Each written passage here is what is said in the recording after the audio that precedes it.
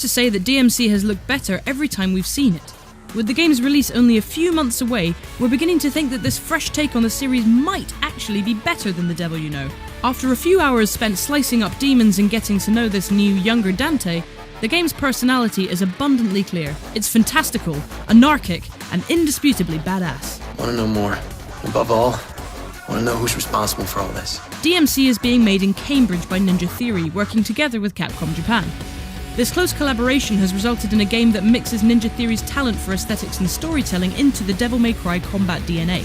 We wanted Ninja to feel free to make the DmC that they wanted to make, and in doing so, just give them some advice on how to, make it kind of similar to the original Devil May Cry series and keep their original twist.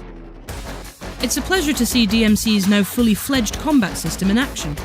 It's balletic, rhythmic, and satisfying, and as you play through and unlock more moves for sword, guns, axe, and scythe, your combos naturally become more varied and elegant. It's emerging as a system with immense complexity and range, letting you flow smoothly between 4 different weapons at once. If the player can think to do something, let them do it. So there's a lot there to discover on how you dispatch enemies, on the kinds of chains you can pull off. It's a game where you shouldn't be scared to experiment as much as you can. Take a look at the style rank that's in the upper right screen, and you see those numbers and start fighting in ways that you can just get a higher and higher rank and enjoy getting the high score and the fun of the combat. After a gentle first few missions, DmC ramps up the difficulty dramatically, but the fun doesn't come from just getting through the battles, it comes from mastering them. Nudging that style meter up into the S range is all about exercising the full potential of Dante's arsenal and being creative with your combos. There are 2 points to raising your style rank. One is using all of the different moves and skills that Dante has and mix up your fighting style, and get the variation that you want. And especially this time, we put an emphasis on aerial combat. The British studio's influence is clearest in the demon realm, Limbo, where DmC's action takes place. It's a parallel version of our own world, but twisted and garish, like a very vivid nightmare. Dante in this world is basically like, he's like public enemy number 1. And when the demons spot him, when they find him, they drag him into this limbo.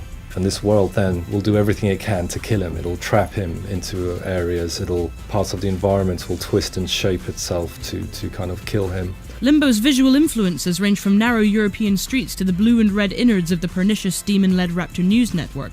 Its palette is varied throughout, mixing up environments almost as often as Dante mixes up his weapons. Because Limbo is an alternate reality, it's the real world, but it's not the real world, it's been adjusted and moulded, and then it's like you're walking around some creature's gut. You're some kind of alien life form to this space. It doesn't like you being there. Yeah. Ninja Theory has made some very successful tweaks to the Devil May Cry backstory that recast Dante and his brother Virgil as rather tragic figures. Sons of a murdered mother and an exiled father, separated as children and left to fend for themselves in the world of humans while demons hunt them down.